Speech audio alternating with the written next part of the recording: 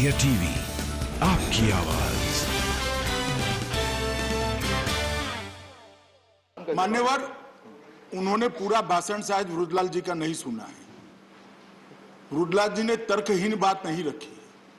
उन्होंने पीछे पूरी प्रक्रिया समझाई कि वो क्यों ऐसा बोल रहे हैं। उन्होंने कहा 60 लोगों को जिस जघन्य कांड के अंदर जिंदा जला दिया, उसको अलग स्वरूप देने का प्रयास उस वक्त के तत्कालीन रेलवे मंत्री ने एक सुप्रीम कोर्ट के चयनित किए हुए जज का जांच आयोग चल रहा है, फिर भी रेलवे एक्ट का उपयोग कर एक कमेटी रेलवे एक्ट के तहत बनाई और ऐसा कारण वो कमेटी ने दिया कि वो एक्सीडेंट था, वो षड्यंत्र नहीं था। जिस तारण को माननीय सर्वोच्च अदालत ने खारिज कर दिया। माननीय, इसलिए उन्होंने कहा है कि उसको अलग स्वरूप देने का प्रयास किया है। ये जो कमेटी बनी थी, इसमें अब कोई राय नहीं हो रही है। सर्वोच्च अदालत का जजमेंट है, वो 60 लोगों को मारने वालों को बचाने का एक प्रयास था, वो श्री वृद्धलाल जी कहना चाहते थे। और सामूहिक जिम्मेदारी नहीं आ सकती। मंत्री जी, आपका जवाब प्लीज। बिल पर माननीय मंत्री जी का जवाब प्लीज प्लीज प्लीज।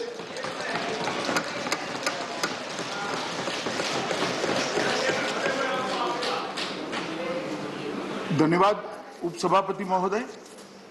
आज जो बिल लेकर मैं इस महान सदन के सामने उपस्थित हुआ हूं, इसमें कांग्रेस पार्टी के श्रीमान पी चिदंबरम से लेकर श्री वृद्धलाल जी तक 17 लोगों ने अपने अपने अभिप्राय, अपने अपनी विचार रखने का काम किया है। मान्यवर, कुछ सदस्यों ने कुछ धाराओं पर, इसके दुरुपयोग पर आशंकाएं भी व्यक्त की है कि इसका दुरुपयोग हो सकता है। कुछ सदस्यों ने इसकी संवैधानिक वैधता पर भी सवाल खड़े किए हैं कि सुप्रीम कोर्ट ने जो जजमेंट दिए हैं, इस जजमेंट के हिसाब से यह बिल उचित नहीं है। इस सब का मैं डिटेल जवाब दूंगा। माननीय, सबसे पहले मैं बिल को लेकर आने वाले मंत्री के नाते इस बिल का उद्देश्य सदन के सामने स्पष्ट करना चाहता हूं, क्योंकि रिकॉर्ड पर रहना चाहिए। मान्यवर, इस बिल का प्रमुख उद्देश्य है इस देश में कानून की अदालतों में जो मामले जाते हैं, उसमें दोष सिद्धि का प्रमाण बढ़ाना, ये इसका प्रमुख उद्देश्य है। पुलिस और फॉरेंसिक टीम की कैपेसिटी बिल्डिंग करना, ये इस बिल का उद्देश्य है। थर्ड डिग्री को नाबूद कर दोष सिद्धि के लिए साइंटिफिक एविडेंस प्रोसिक्यूशन एजेंसीज को उपलब्ध कराना, यह बिल का मान्यवर उद्देश्य है। और डेटा को सुरक्षित प्लेटफॉर्म पर रखकर उसको निश्चित प्रक्रिया के तहत साझा कर किसी भी नागरिक की प्राइवेसी रिस्क में न आए, उसकी प्राइवेसी का भंग न हो, इस प्रकार का व्यवस्था तंत्र बनाना, ये 4 उद्देश्य लेकर मैं इस महान सदन के सामने ये बिल को लेकर मान्यवर आया हूं।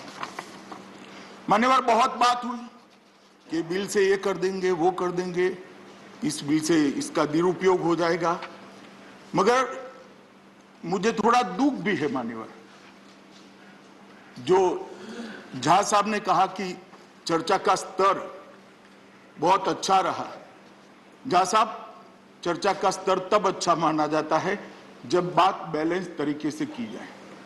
मान्यवर, एक भी विपक्ष के सदस्य ने दोष सिद्धि का प्रमाण कम है और उसको बढ़ाना चाहिए, इसकी जरूरियात ही महसूस नहीं की।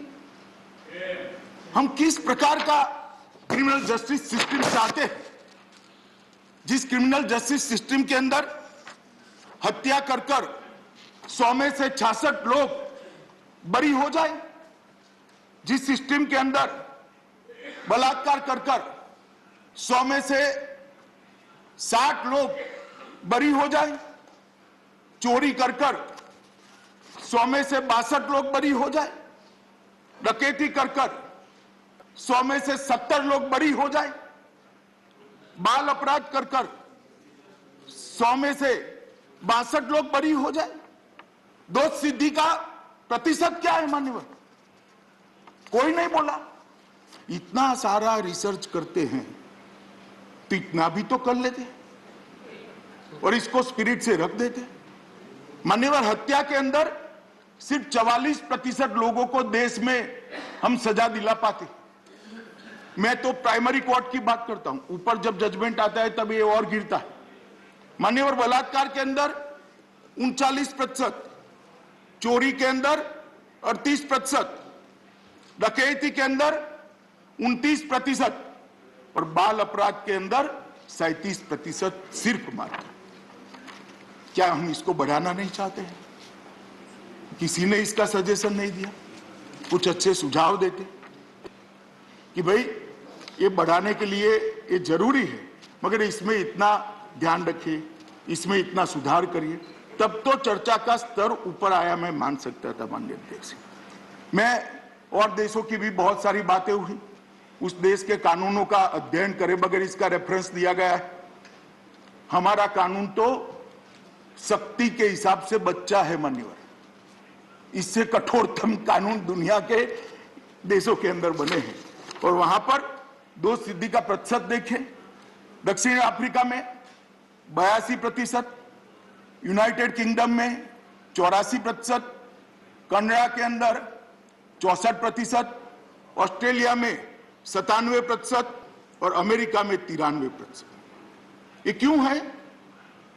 क्योंकि वहां प्रोसिक्यूशन एजेंसी को साइंटिफिक एविडेंस का आधार मिला हुआ है। साइंटिफिक एविडेंस, फोरेंसिक एविडेंस, इसके आधार पर प्रोसिक्यूशन एजेंसी आगे बढ़ती है। इसलिए अदालतों को सजा करना बहुत सरल हो जाता है और जो गुनहगार है उसको कानून की गिरफ्त से भागना बहुत कठिन हो जाता है। क्या हम हमारी क्रिमिनल जस्टिस सिस्टम को उस ओर मोड़ना नहीं चाहते? मोड़ना चाहिए या नहीं चाहिए? ये सदन के सामने ये बिल आया, इसलिए मैं पूछना चाहता हूं, क्या हम सिर्फ राजनीति की कोरी चिंता करेंगे? राजनीतिक चिंताओं का सम्मान है, आपकी शंकाओं का भी जवाब देने का मेरा दायित्व है और मैं दूंगा भी, परंतु आप में से कोई एक तो भला बोलता कि भैया ये जरूरी है मगर इतनी चिंता करिए। एक का मैंने सब भाषण धैर्य से सुने मान्यवर, कहीं पर भी कोई नहीं बोला। मान्यवर, ये बिल लाने का उद्देश्य दोष सिद्धि को बढ़ाना और साइंटिफिक एविडेंस को हमारी प्रोसिक्यूशन एजेंसियों को उपलब्ध कराना है। मान्यवर, एक देश में एक प्रथा होगी, लोकतंत्र में पक्ष और प्रतिपक्ष होना स्वाभाविक है, होना भी चाहिए। हम तो चाहते प्रतिपक्ष मजबूत हो, मगर जनता जो चाहती है वही यहां आता है। हम तो चाहते हैं प्रतिपक्ष मजबूत हो, परंतु अल्टीमेटली वो तो जनता को निर्णय करना है। मान्यवर, कोई भी सरकार बनती है वो विधि से स्थापित होती है। कोई भी सरकार जो बनती है वो विधि से स्थापित होती है और सरकार लोगों के मैंडेट का प्रतिनिधित्व करती है। सरकार की हर लेजिस्लेशन को, हर कानून को शंका की दृष्टि से देखकर एक शंका का गहरा बादल देश के विचारों के आकाश पर बना देना कितना उचित है। जन भावनाओं को गुमराह करना, शंकाओं के औथार के नीचे आप हर चीज को जनता के मन में भय उत्पन्न करना, ये कितना ठीक है मान्यवर? हमने कहीं ना कहीं इसका विचार करना पड़ेगा। ये सरकार कोई पार्टी नहीं बनाती है, पार्टी तो अपना एजेंडा लेकर जनता के सामने जाती है, जनता वोट करती है और उसमें से सरकार बनती है। ये सरकार संविधान बनाता है, संविधान की धाराएं बनाती है, शपथ संविधान के लेने पड़ते हैं। तो सरकार के हर इंटेंट शंका खड़ी करना और शंका का एक बादल खड़ा कर लोगों को गुमराह करने का प्रयास मान्यवर लोकतंत्र के लिए उचित नहीं है। और मैं देख रहा हूं हर एक सरकार के कदम को राजनीतिक तराजू के अंदर ही तोला जाता है। हर एक सरकार के कदम को पक्ष और विपक्ष की भाषा में ही देखा जाता है। सरकार के हर उद्देश्य को इसका ये उपयोग हो जाएगा, उसका वो उपयोग। मैं समझ रहा हूं आपको शंका आना स्वाभाविक थी, जब आप पावर में थे तब किया है वो दुरुपयोग, आपने किया है दुरुपयोग, मगर हम उनमें से नहीं है, नहीं है, निश्चित रूप से नहीं है। मैं बोलूंगा तो पसंद नहीं आएगा, कहेंगे पुरानी बात है। मैं बोलूंगा तो पसंद नहीं आएगा, आप तुरंत कहेंगे पुरानी बातें पुरानी ही है, क्योंकि आपकी सत्ता पुरानी हो गई, तो बात तो पुरानी ही आएगी। आज तो आप विपक्ष में बैठे हो मान्यवर, पर मैं इसमें जाना नहीं चाहता। कुछ सदस्यों ने ह्यूमन राइट की बात करी। मैंने कल भी लोकसभा में कहा था 2 दिन पहले कि मान्यवर ह्यूमन राइट के 2 पहलू होते हैं। मैं मानता हूं कि जिसको कानून पकड़ता है उसका भी ह्यूमन राइट है, उसका भी सम्मान होना चाहिए, परंतु उपसभापति महोदय, हत्या जिसकी होती है, जो घर निराधार हो जाता है, जो घर का एक ही कमाकर घर का पालन पोषण करने वाला व्यक्ति मर जाता है, उसके बाल बच्चों का भी कोई ह्यूमन राइट होता है या नहीं होता है? इसकी चिंता भी सदन ने करनी है या नहीं करनी है? ह्यूमन राइट कभी एक तरफा नहीं हो सकता। जब बम धमाके होते हैं, टेररिज्म फैलता है, हजारों लोग मारे जाते हैं, मरने वालों का भी ह्यूमन राइट है, सिर्फ टेररिस्टों का ह्यूमन राइट नहीं है। गुनाह के विक्टिम, उसका भी ह्यूमन राइट है, सिर्फ गुनहगार का ह्यूमन राइट नहीं है। अगर हम कानून बनाने वाली संस्थाएं ये दोनों ह्यूमन राइट के बीच में भले बुरे का अर्थ नहीं समझेगी, दोनों के बीच में संतुलन नहीं बनाएगी, तो हम किसको प्रोटेक्ट करना चाहते हैं? जो लोग कानून के भरोसे अपना जीवन जीना चाहते हैं, जिनकी संख्या 97% से ज्यादा है, इसकी चिंता न करें। इसकी चिंता जरूर करनी चाहिए मान्यवर, आप लोगों को जिसकी चिंता करनी है करिए। हम तो वो 57% कानून के हिसाब से लोगों को, जीने वाले लोगों के ह्यूमन राइट की चिंता करने वाले मान्यवर। स्वतंत्रता का सबको अधिकार है। सुप्रीम कोर्ट के कई जजमेंट विद्वान लोगों ने यहां कोट किए, मगर हर जजमेंट में से सिलेक्टिव पार्ट ही अपना लेकर पढ़े। उसके आगे लिखा है कि स्वतंत्रता इस मात्रा में ही उपयोग होनी चाहिए कि किसी और की स्वतंत्रता का हनन न हो जाए। स्वतंत्रता का मतलब स्वच्छंदता नहीं होता है। स्वतंत्रता के दायरे हैं। स्वतंत्रता कानून के दायरे में संविधान के 4 कोने के बीच में दी गई है, और ये स्वतंत्रता की व्याख्या और किसी की स्वतंत्रता का हनन करने के लिए नहीं उपयोग की जा सकती। ये स्वतंत्रता नहीं। मान्यवर, स्वतंत्रता का सम्मान हम भी करते हैं, स्वतंत्रता का सम्मान। मान्यवर, फौजिया खान जी, संजय जी, सबने शंका का वातावरण खड़ा करने का उपयोग किया है, प्रयास किया है, सवाल भी उठाए हैं, उनका अधिकार है, मगर मैं आश्वस्त करना चाहता हूं सदन के सभी सदस्यों को कि बिल लाने के पीछे मेरी या हमारी सरकार की, ना हमारे प्रधानमंत्री की, किसी की भी मंशा नहीं है। ये बिल लाने के पीछे मंशा एकमात्र मंशा है, इस देश में गुनाहों के प्रमाण को कम किया जाए, इस देश में सजा के प्रमाण को बढ़ाया जाए, और इस देश के कानून और व्यवस्था की स्थिति को सुधारा जाए, और इस देश की आंतरिक सुरक्षा को सुदृढ़ किया। और मैं आगे बताता हूं कि किस प्रकार से एक कहा गया है कि भाई इसका दुरुपयोग होगा, निजता का हनन होगा। मान्यवर, सारा डेटा जो आएगा वो एनसीआरबी के पास रहेगा, और मैं सबको आश्वस्त करना चाहता हूं कि एनसीआरबी में जो डेटा आएगा वो सुरक्षित प्लेटफॉर्म पर और सुरक्षित हार्डवेयर के अंदर ही रहेगा। डेटा भंडारण में किसी तीसरे पक्ष, थर्ड पार्टी या निजी एजेंसियों को कोई स्थान नहीं मिलेगा। एनसीआरबी ही उसको मैनेज करेगी। मान्यवर, एनसीआरबी का जो डेटा भंडारण है उसको सरकार की उच्च से उच्च कक्षा की कमेटी इसका परीक्षण करेगी और डेटा साझा करने के लिए भी एक पद्धति बनाएगी। इसके लिए भी फॉरेंसिक्स एक्सपर्ट्स और इस क्षेत्र के एक्सपर्ट की एक कमेटी बनेगी। वो डेटा साझा करने की पद्धति को बनाकर रूल्स के अंदर व्याख्यायित कर ये नोटिफाइड करेगी। मान्यवर, मैं थोड़ा एक उदाहरण देना चाहता हूं। अभी एनसीआरबी के पास एक नफीस कर सिस्टम बनाया है। इसके तहत 1 करोड़ फिंगरप्रिंट का डेटा है और अगर ये बिल राज्यसभा के सदस्य पास कर देते हैं तो ये डेटा बहुत बढ़ेगा, फिंगरप्रिंट का डेटा बढ़ेगा। अब किसी भी राज्य के कोई एक दूर के गांव में चोरी होती है और पुलिस जाकर फिंगरप्रिंट लेती है तो फिंगरप्रिंट लेने के बाद पुलिस इसको प्रिजर्व करती है, क्योंकि जब चोर पकड़ा जाएगा तब फिंगरप्रिंट मैच कर उसको सजा कराने के काम में आएगा। चिदम्बरम साहब ने तो फिंगरप्रिंट पर ही क्वेश्चन कर दिया, मगर अभी तो अदालतें मानती है इसको, इसलिए उसको सजा कराने के काम में आएगा। अब ये सिस्टम आने के बाद क्या होगा, किसी घर में चोरी होगी तो पुलिस अफसर फॉरेंसिक साइंस की टीम को बुलाकर वहां जो उपलब्ध फिंगरप्रिंट है उसको लेगा।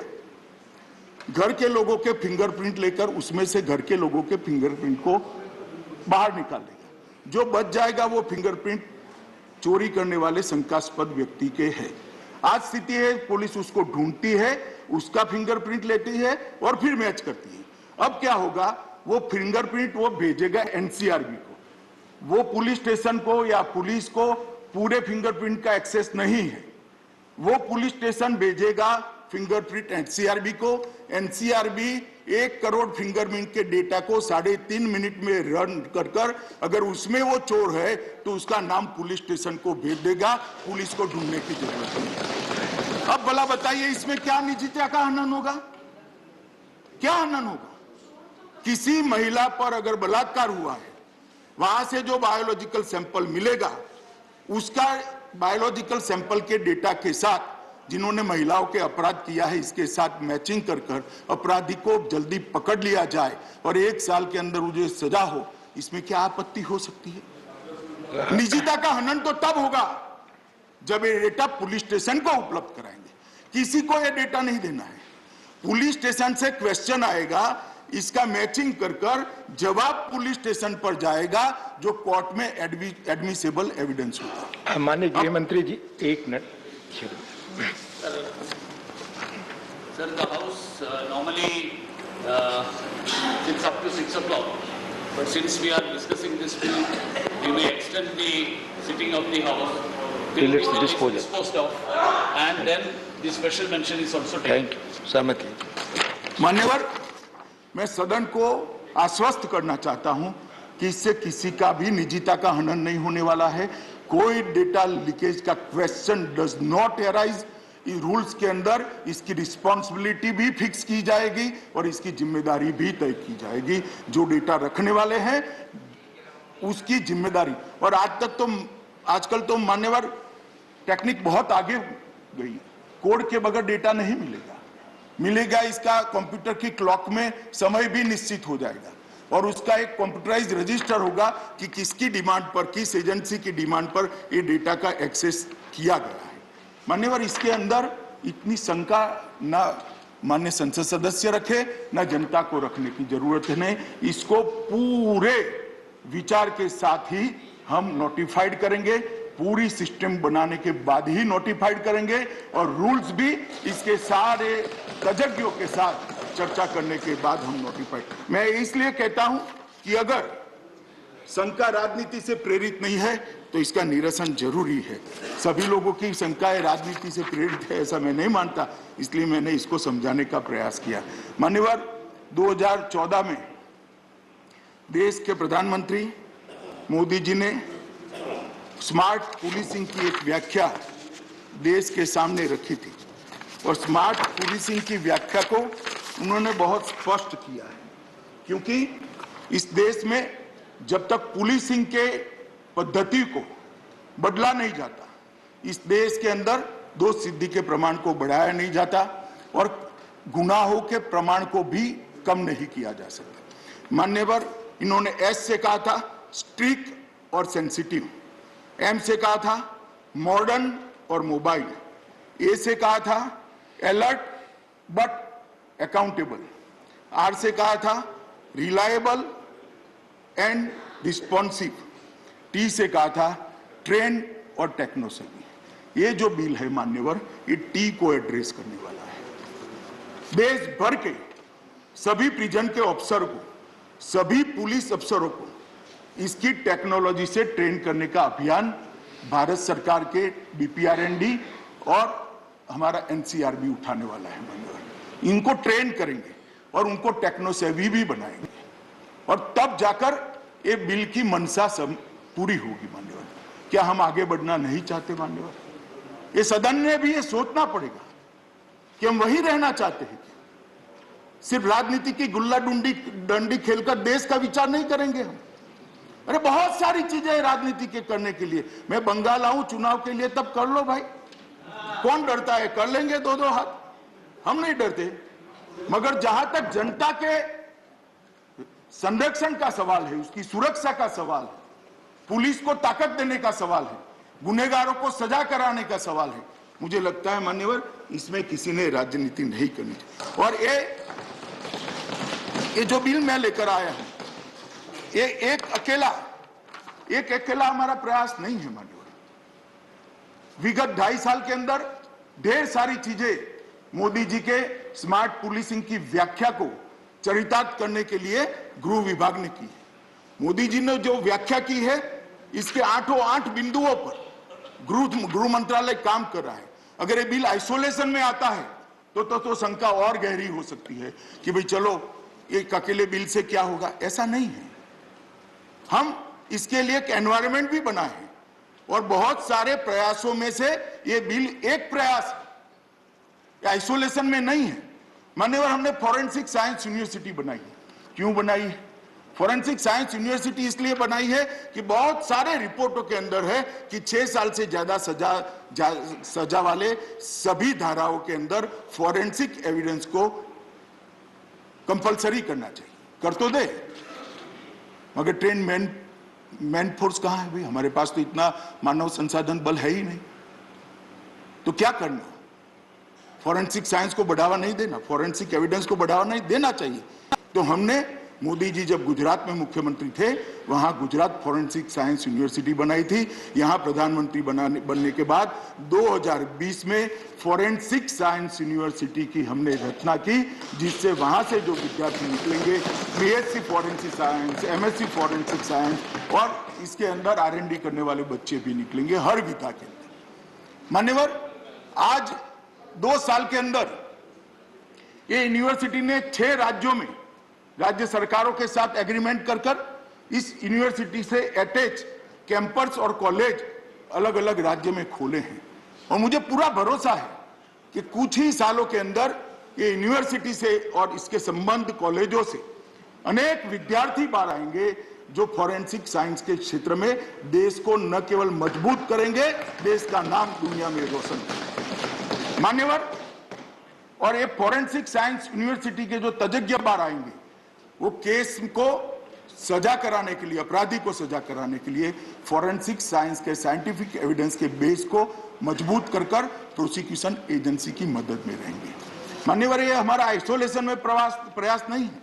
हमने रक्षा शक्ति यूनिवर्सिटी बनाया, रक्षा शक्ति यूनिवर्सिटी भी 2020 में बनाया और रक्षा शक्ति यूनिवर्सिटी के तहत जो बच्चे, कुछ बच्चे चाहते हैं बचपन से कि मैं डॉक्टर बनूं, कुछ वकील बनना चाहते हैं, कोई पत्रकार बनना चाहते हैं, कोई राजनीति में आना चाहते हैं। इस तरह से बहुत सारे बच्चों की मंशा होती है कि मैं रक्षा के क्षेत्र में काम करूं, मेरी कैरियर में रक्षा के क्षेत्र में बनाऊं। तो उनके लिए कोई स्पेशलाइज्ड कोर्स ही नहीं है। वो तो बेचारा बीएससी करता है, बीए करता है, बीकॉम करता है, फिर एग्जाम देता है, शरीर तगड़ा है तो सिलेक्ट हो जाता है और फिर उसकी ट्रेनिंग होती है। तो क्यों नहीं ऐसी यूनिवर्सिटी बनाई जाए जो रक्षा के साथ जुड़े हुए सभी क्षेत्रों के अंदर एक स्पेशलाइज्ड फोर्स खड़ा करे, एक एक्सपर्ट्स खड़ा करे। रक्षा के क्षेत्र के साथ बहुत सारी विधाएं जुड़ी हुई हैं, तो इसके लिए, उसकी ट्रेनिंग के लिए, उसके स्पेसिफिक अध्ययन के लिए हमने रक्षा शक्ति यूनिवर्सिटी बनाया है मान्यवर। और रक्षा शक्ति यूनिवर्सिटी भी आने वाले दिनों में पूरे देश के अंदर अपने संबंध कॉलेजों को बढ़ाने वाली है मान्यवर। नेक्स्ट जनरेशन क्राइम को हमने समझना भी पड़ेगा और उसके सर्कल को तोड़ना भी पड़ेगा। हम चाहते हैं कि पुलिस, देश की कानून प्रवर्तक एजेंसियां क्रिमिनल से 2 कदम आगे रहे, पुलिस से क्रिमिनल 2 कदम आगे न रहे। पुलिस को सुसज्ज करना पड़ेगा। आप ह्यूमन राइट, प्राइवेसी, ये सारी चीजों को कर पुलिस के हाथ में हथकड़ी लगा दोगे और उसको तैरने के लिए स्विमिंग पूल में डालोगे और कहोगे जाओ भैया गोल्ड मेडल लेकर आ जाओ, वो नहीं आ सकता। उसके हाथ को सशक्त करना पड़ेगा, उसके हाथ को मजबूत करना पड़ेगा, उसके हाथ में भी वेपन देना पड़ेगा। तो ये प्रयास पुलिस को सशक्त करना है, कानून प्रवर्तक एजेंसियों को सशक्त करने के लिए प्रयास। मान्यवर, नेक्स्ट जनरेशन क्राइम को हम चिर पुरातन पद्धतियों से हैंडल नहीं कर सकते। हमने भी नेक्स्ट जनरेशन की तकनीक को अपनाना होगा और पुलिस को इससे लैस करना होगा, पुलिस को इसके ट्रेन करना पड़ेगा। भारत सरकार ने मोदी जी के मार्गदर्शन में मॉडस ऑपरेंडी ब्यूरो भी बनाया है। ये ब्यूरो देश भर में एनसीआरबी के पास जो क्राइम का रिकॉर्ड आता है उसका एनालिसिस करता है और विशिष्ट प्रकार के क्राइम करने वाले लोगों की मॉडस ऑपरेंडी क्या होती है इसका स्टडी करता है, इस पर डिस्कशन होता है, इसके समाधान ढूंढे जाते हैं और वो समाधान बीपीआरएनडी के माध्यम से देश भर की पुलिस को भेजे जाते हैं। ये भी हमने नया इनिशिएटिव लिया है। आईपीसी, सीआरपीसी और एविडेंस एक्ट में भी हम बदलाव करने जा रहे हैं। ये भी बहुत पुराने हो चुके हैं, इसको भी बदलाव, मैंने सभी मान्य संसद सदस्यों को पत्र भी लिखे कि आपका कोई इसमें सुझाव हो तो आप जरूर भेज दीजिए, हम इसको अभी बना रहे हैं। और जहां तक बात करा कि भाई स्टैंडिंग कमेटी को देना, मैं आपको विश्वास दिलाता हूं सीआरपीसी, आईपीसी और एविडेंस एक्ट तीनों को सुधार कर हम लाएंगे। निश्चित रूप से गृह विभाग की स्टैंडिंग कमेटी को देंगे और जांच परख कर ही मैं उसको ग्रुप के अंदर, उसमें मुझे कोई आपत्ति नहीं, परंतु इस बिल में इतने बड़े बदलाव ही नहीं हो रहे। मैं बाद में एक्सप्लेन करता हूं, मैं तो रिक्वायरमेंट पर हूं। चिदम्बरम साहब ने और सारे लोगों ने जो जवाब दिए उसके मुझे जवाब देने। मान्यवर, इसके अलावा हमने डायरेक्टर ऑफ प्रोसिक्यूशन का कार्यालय का भी सभी जगह, सभी राज्यों को मैंने पत्र लिखा है, एक डायरेक्टर ऑफ प्रोसिक्यूशन होना चाहिए जो प्रोसिक्यूशन एजेंसी को, हर राज्य की पुलिस को उस पर निगरानी रखे कि प्रोसिक्यूशन ठीक तरीके से हो। और ढेर सारे हमने ई गवर्नेंस इनिशिएटिव भी मान्यवर लिए हैं। मैं ई गवर्नेंस इनिशिएटिव को इसलिए बताना चाहता हूं कि सारी जो शंकाएं हो रही हैं वो शंकाओं का 2 मिनट में निरसन हो जाएगा ध्यान से सुनने के बाद। मान्यवर, एक CCTNS कर एक नेटवर्क सिस्टम भारत सरकार का चलता है। मैं इस ग्रुप को इन्फॉर्म करना चाहता हूं कि 16,390 मतलब 100% पुलिस थानों ने CCTNS नेटवर्क को अपना लिया है और पूरे देश के थाने CCTNS नेटवर्क से चलते हैं। और 99% पुलिस स्टेशन में अब FIR CCTNS में सीधे दर्ज हो रही है। जहां नेटवर्क के थोड़े प्रॉब्लम है, इसका भी हम सॉल्यूशन ढूंढ रहे हैं। मान्यवर, CCTNS नेटवर्क के अंदर 7.47 करोड़ FIR उपलब्ध है। जो डेटा लीकेज की बात करते हैं मैं उनको बताना चाहता हूं। मान्यवर, केंद्र शासित प्रदेश, राज्य और केंद्रीय जांच एजेंसी, ये सारी एजेंसियां, राज्य की पुलिस भी इसका उपयोग कर रही है। मान्यवर, ई प्रोसिक्यूशन भी हमने चालू किया है और 751 जिलों में प्रोसिक्यूशन के जिलों में ई अभियोजन को लागू कर दिया गया है। आज तक कोई फरियाद नहीं। ई प्रिजन देश की 1259 जेलों में ई प्रिजन लागू कर दिया गया है, कोई फरियाद नहीं आई। ई फॉरेंसिक्स 117 फॉरेंसिक लैब में ये लागू हो चुका है, ऑनलाइन हो चुका है, आज तक कोई फरियाद नहीं। Inter operable criminal justice system ICJS वो भी लागू हो गया है और ICJS के तहत अब CCTNS, ई प्रिजन, ई कोर्ट और ई फॉरेंसिक को जोड़ने का भी काम अब चालू हो गया है और वो एकीकृत डेटाबेस से एनालिटिकल मॉड्यूल भी बनाए गए हैं जिससे देश भर के क्राइम का एनालिसिस होकर उसके रोकने के मॉड्यूल बने। कई राज्य ऐसे होते हैं जहां समान प्रकार के क्राइम होते हैं, कई जिले ऐसे होते हैं जहां समान प्रकार के क्राइम होते हैं, कुछ सागर किनारे के जिले हैं वहां अलग प्रकार के क्राइम होते हैं। मध्य प्रदेश, उत्तर प्रदेश और बिहार एक अलग प्रकार के क्राइम होते हैं जहां मैदानी इलाके हैं, कुछ जिले पहाड़ी हैं वहां अलग प्रकार। ये सबको ये एकीकृत डेटाबेस से एनालिटिकल मॉड्यूल से हम एनालिसिस करते हैं और इसके समाधान BPRND को भेजते हैं। गृह मंत्रालय का मतलब आपके मन में बहुत सीमित है। मैं बहुत बोलना नहीं चाहता था मगर जो व्याख्या मेरे मंत्रालय की आप लोगों के मन में है मुझे लगा इसे मुझे बदलना ही पड़ेगा, इसलिए मैं आज इतनी डिटेल बात करता हूं। मान्यवर, investigation tracking system for sexual offence ITSSO वो भी हमने लागू कर दिया है और देश भर में ये सिस्टम लागू हो गई। यौन अपराधियों का राष्ट्रीय डेटाबेस NDSO भी ऑनलाइन उपलब्ध है मान्यवर और लगभग 11.83 लाख यौन अपराधियों का डेटा एजेंसियों के लिए ऑनलाइन उपलब्ध है, कोई फरियाद नहीं आई। Crime act, crime multi agency centre, उसको भी हमने लॉन्च कर दिया गया है और लगभग 59,937 लोगों ने क्राइम एक्ट का इस्तेमाल किया है और लगभग 23,000 अलर्ट्स इससे जनरेट हुए हैं। मान्यवर, मोडस ऑपरेंडी ब्यूरो की बात मैंने पहले आपको कर ही दी है।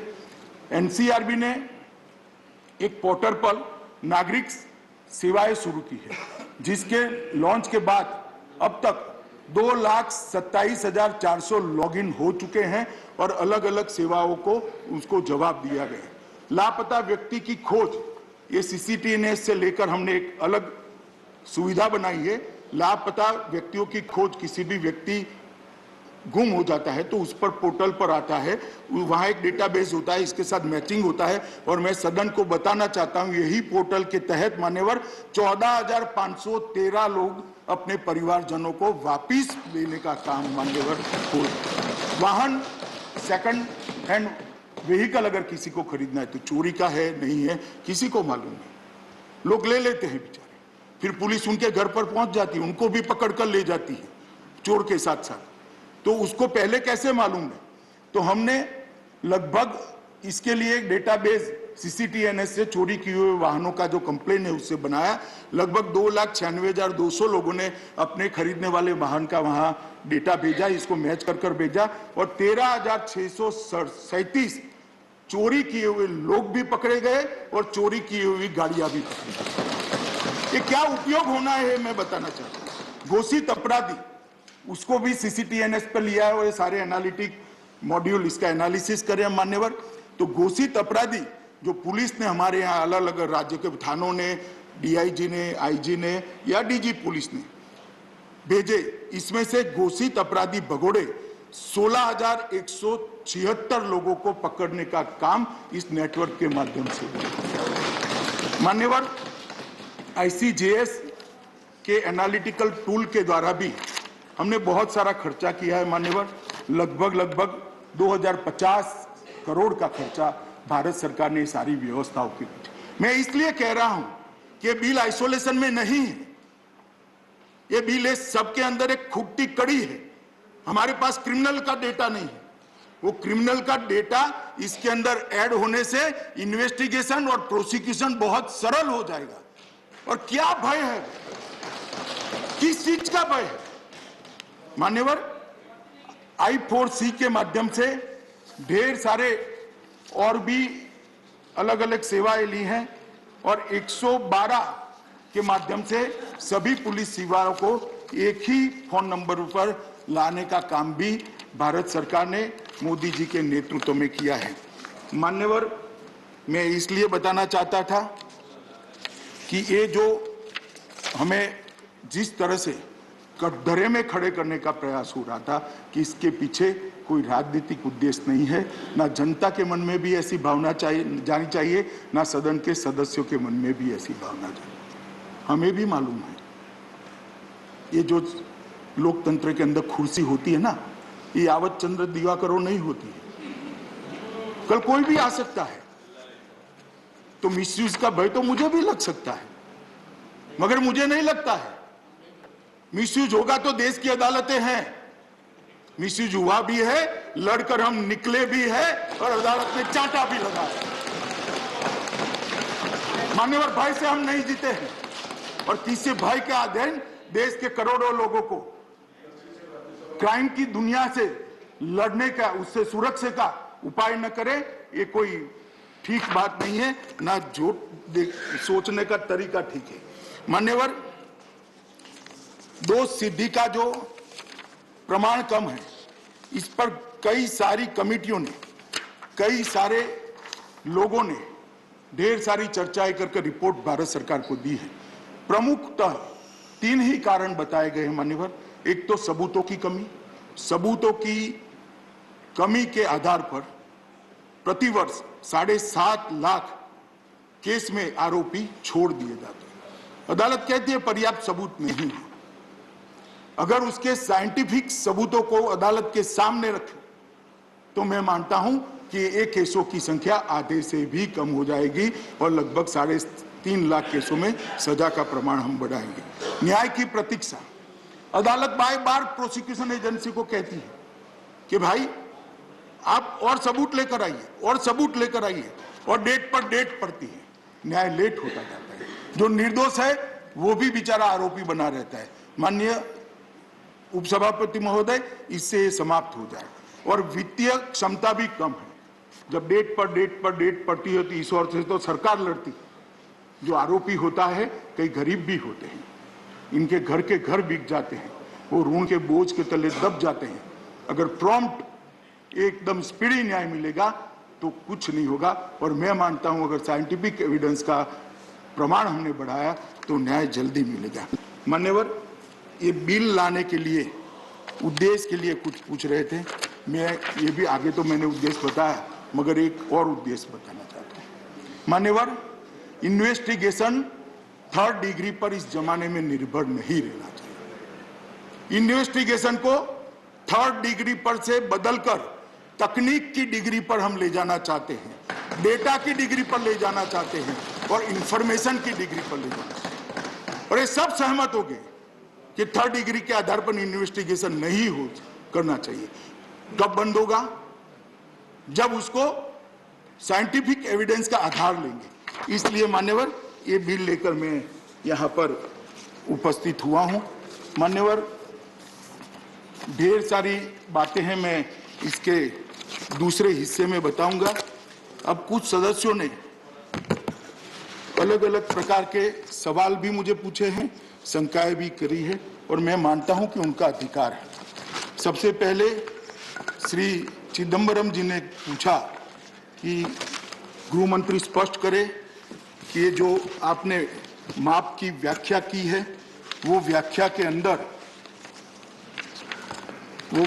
अंदर नार्को एनालिसिस, ब्रेन मैपिंग और पॉलीग्राफ टेस्ट आता है या नहीं आता है? ना जी, नहीं आता है। इस बिल का कोई प्रावधान किसी भी कैदी का नार्को एनालिसिस, पॉलीग्राफ टेस्ट या ब्रेन मैपिंग करने की इजाजत नहीं देता है। ये मैं रिकॉर्ड पर कह रहा हूं, तो इसलिए किसी को ये शंका रखने की जरूरत नहीं है।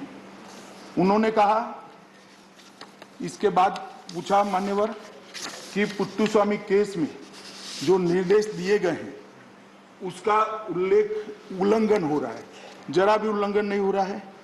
पुत्तुस्वामी केस के अंदर उन्होंने और लोगों की स्वतंत्रता पर इसका ओवरलैप न हो इसलिए 3 अपवाद दिए हैं।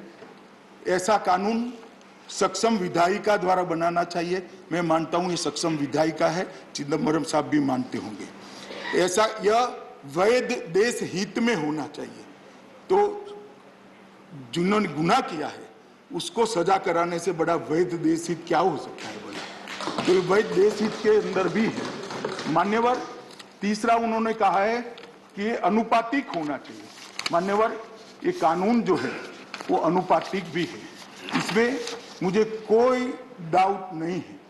कानून प्रवर्तन एजेंसियों का हाथ मजबूत करने और अपराध को सिद्ध करने के और इसके द्वारा व्यक्तियों के जो प्रताड़ित व्यक्ति हुए इसके मौलिक अधिकारों का रक्षा में के बीच में संतुलन बनाने के लिए कानून लेकर हम आए हैं। अभी एक तरफा ही है जिसका अधिकार छीना जा रहा है, जो विक्टिम है इसके अधिकार के लिए कोई प्रोविजन नहीं है।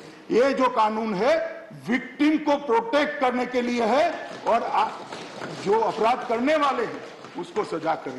किसी भी तरह से ये पुत्तुस्वामी केस के निर्दोषों का उल्लंघन मान्यवर नहीं करता है। इन्होंने 14, 19, 20, 3 और 21 के तहत मौलिक अधिकारों के उल्लंघन के लिए कहा। मैंने इसको मान्यवर एड्रेस किया है। उन्होंने कहा है, एक उल्लेख धारा 3 का किया। मैं वो ठीक है, बिल पढ़ेगा तो मैं पढ़ूंगा तो मैं भी कहूंगा, मगर मैं इतना स्पष्ट कर देना चाहता हूं कि धारा 3 के अंदर रूल्स बनाने के लिए भारत सरकार को अधिकार है। इसकी व्याख्या भी हम करेंगे और ये सुनिश्चित करेंगे कि पॉलिटिकल आंदोलन वाले किसी भी व्यक्ति को सिर्फ पॉलिटिकल आंदोलन के लिए ये अपने माफ न दें। मगर पॉलिटिकल नेता का अगर क्रिमिनल केस में अरेस्ट होता है तो उसको फिर नागरिक के पार रहना पड़ेगा। परंतु पॉलिटिकल आज्ञा का मतलब पुलिस की आज्ञा का उल्लंघन या तो किसी भी प्रकार की निषेधाज्ञा का उल्लंघन, इस प्रकार के उल्लंघन के लिए किसी भी पॉलिटिकल व्यक्ति का नाम नहीं लिया जाएगा। मैं सदन को आश्वस्त करना हूं माननीय, और इसके लिए हम रूल्स में प्रोविजन भी करेंगे। रूल्स बनाने का हमने पीछे हमारा अधिकार भी रखा है। बिल को ध्यान से जिन लोगों ने पढ़ा होगा उसको मान्यवर मालूम होगा। मान्यवर, जो यही है, अगर नागरिक धरना देता है तो उस पर केस होगा, जिसकी मैंने बात कर ली। पुत्तुस्वामी केस वाली भी बात मान्यवर मैंने कर ली है। मान्यवर, इसके बाद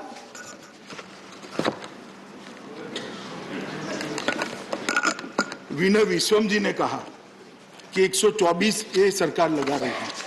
हम 124A के दुरुपयोग के पक्ष के नहीं हैं, मगर विनय विश्वम जी केरल से कम्युनिस्ट पार्टी के सांसद को 124A का क्यों आप उठा रहे हो? आप तो लोगों को मार दिए भैया। मेरी पार्टी के 100 लोगों की हत्या राजनीतिक कारणों से केरल में हुई, पूरी की पूरी जान चली गई है उनकी, और आप हमें 124 से समझा रहे हो? क्या 124 से समझा रहे हो? प्लीज मैं 124A को मैं स्वीकार नहीं कर रहा हूं कि हम इसका दुरुपयोग करें। मैं इतना ही कहता हूं, कम से कम केरल से आए हुए कम्युनिस्ट पार्टी के कार्यकर्ता को, सांसद को ये नहीं उठाना चाहिए। ये please please no please please please please In Kerala, under 124A, nobody is implied. Thank you. Yes, please, please. Thank you, Vinay ji. I request you to correct yourself. आप एक नाम बताइए। Please, please. अरे ढेर सारे उदाहरण है भाई, It's a wrong statement. Thank you, Vinay ji. ढेर सारे उदाहरण। Thank you. Thank you. Thank you. Please, please, please. No, let homeless, please. Please, Vinay ji, please no. मान्यवर, No, please, please. मान्यवर, इनकी इच्छा है तो इसी सदन के सवाल जवाब में से मेरी नहीं कोई और सरकार ने जो जवाब दिए हैं वो मैं सदन पे रखने के लिए तैयार हूं। केरल विधानसभा में सवाल जवाब में जो जवाब आए वो मैं सदन पर रखने के लिए प्लीज। मैं इरिस्पॉन्सिबल स्टेटमेंट नहीं करता। विश्वम साहब, मेरे 27 साल हो गए किसी विधायिका में काम करते हुए, चाहे विधानसभा राज्यसभा। आपकी बात रिकॉर्ड पे नहीं जा रही विश्वम जी, प्लीज। स्टेटमेंट नहीं करता। गृह मंत्री जी की बात जा रही, प्लीज मान्यवर, please please please please please please. मान्यवर, एक सदस्य ने कहा कि आंख में से आंख डालकर जवाब दे सकते हो। मैं तो जरूर दे सकता हूं अगर कोई आंख में से आंख डालकर पूछने की हिम्मत रखता है, जरूर दे सकता हूं, और किसी भी फोरम में रहे, क्योंकि मेरे मन में चोर नहीं है साहब। हम वही करते हैं जो हमारी आत्मा कहती है, और हम वही करते हैं जिसको आत्मा कानून के हिसाब से मानता है। मान्यवर, मुझे कोई तकलीफ नहीं है, कोई आंख में से आंख डालकर सवाल पूछे, मैं आंख में आंख डालकर जवाब भी जरूर दे दूंगा। मान्यवर, संजय सिंह जी ने कहा कि गुजरात में ये FIR, अरे संजय बाबू, मान्यवर आपके माध्यम से मैं संजय बाबू को कहना चाहता हूं, अभी तो आप गुजरात गए हो, मुझे तो मालूम नहीं कोई FIR हुई है नहीं हुई इनकी पार्टी पर, कुछ करा होगा तो हो भी सकती है, मगर बंगाल चले जाओ जान चली जाएगी। अच्छा है अभी वहां गए नहीं हो आप।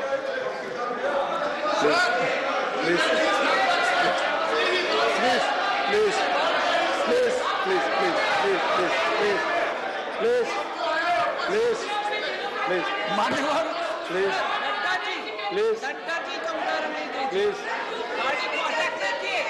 Please please please. माननीय गृह मंत्री जी, आपकी बात ही रिकॉर्ड पे जा रही है। माननीय सदस्यगण प्लीज बैठ जाए, आप बोले, आप बोले, आप बोले, प्लीज बोले। मान्यवर, ये पूछते हैं आप गए हो, मैं गया था 2019 के चुनाव में, मेरे रोड शो पर आग के गोले फेंके गए, हमारे राष्ट्रीय अध्यक्ष गए नड्डा जी, इनकी गाड़ी को घेर कर उन पर जघन्य हमला किया गया। क्या पूछ रहे हो? कैसे ना बोल सकते हो? ये रिकॉर्ड पर है, कोर्ट ने संज्ञान लिए है। मान्यवर, माननीय गृह मंत्री जी के ही बातें जा रही है रिकॉर्ड पे, और किसी की नहीं। प्लीज प्लीज प्लीज मान्यवर, please please please please please please please please please please please मान्य प्लीज प्लीज माननीय गृह मंत्री जी को आप बोलने दें, please please please please please please. Thank you please please. माननीय गृह मंत्री जी की बात रिकॉर्ड पे जाएगी। माननीय गृह मंत्री जी प्लीज प्लीज। मान्यवर, सुखेंदु शेखर रॉय जी ने कहा कि SC ST माइनॉरिटी की DNA प्रोफाइलिंग, भाई पूरे सदन को मैं पूछना चाहता हूं, इसमें ST SC माइनॉरिटी कोई शब्द है क्या? किस चश्मे से पढ़ते हो सुखेंद्र रॉय जी? किस चश्मे से पढ़ते हो बिल को? अरे बिल बोले हैं आप, मैं तो सुनकर लिखा है। हिंदुस्तान की डिफरेंस वो 60% अंडर ट्रायल्स है, OBC SC ST माइनॉरिटी, यही मैं बोला। Thank you. तो मान्यवर, अंडर ट्रायल है, इसकी जात या धर्म क्या देखना? अंडर ट्रायल जो है वो है, कानून की नजर में सब एक समान है, किसी अपराधी की जाति धर्म क्या देखना है, और क्यों नहीं होना चाहिए? मान्यवर, उन्होंने कहा है फासिस्ट बिल है, मैं ज्यादा टिप्पणी नहीं कर सकता, वो टीवी पर ममता दीदी देखती होगी, सारे CR सुधारने के लिए खड़े हो जाते हैं, इसलिए मैं ज्यादा कुछ कहना नहीं चाहता मान्यवर। मगर फासिस्ट शब्द की कड़ी से कड़ी व्याख्या को बंगाल की सरकार ने बदल दिया है मान्यवर, और फासिस्ट की नई डेफिनेशन, फासिस्ट मान्यवर, मैं ममता दीदी का नाम वापिस लेता हूं। बैठ जाओ, ले लिया वापिस। माननीय ममता जी का नाम लिए, प्लीज बैठ जाइए। ममता दीदी का नाम मैं वापिस लेता।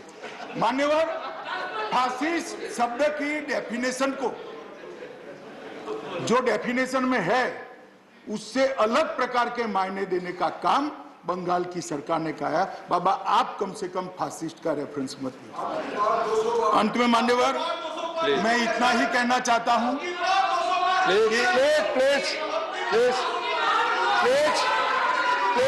Nothing is going on in court. Seat पर बैठ करना बोले please please please please please मान्यवर प्लीज अंत में प्लीज प्लीज मान्यवर मैं अंत में इतना ही कहना चाहता हूं कि बिल लाने के पीछे सरकार की मंशा किसी भी निजता का भंग करने की नहीं है, किसी के भी ह्यूमन राइट का वायोलेशन करने की नहीं है मान्यवर, और ना किसी की भी निजता का भंग हो या ह्यूमन राइट का वायोलेशन हो, ऐसे लूप होल्स भी हम नहीं रखेंगे। मैं आश्वस्त करना चाहता हूं ये एक्ट और इसके रूल्स दोनों मिलकर एक अच्छी मजबूत प्रणाली बनाएंगे जिससे कानून की मदद तो जरूर होगी मगर सभी का निजता और ह्यूमन राइट का वायोलेशन भी नहीं। धन्यवाद। Thank you.